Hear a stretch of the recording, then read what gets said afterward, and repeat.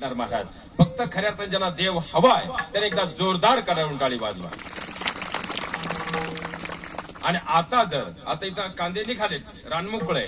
आता जर भगवान विष्णू नवीन कोरं विमान घेऊन आले आणि विमानाचं लँडिंग या ठिकाणी केलं तर चालेल ना, काही हरकत नाही. आणि परमात्म्याने इकडे पाहिलं, अरे वा, माझ्याच नामाचा गजर चालू आहे आणि आज मी तुम्हा सगळ्यांवर एवढा प्रसन्न आहे. कोण म्हणतंय?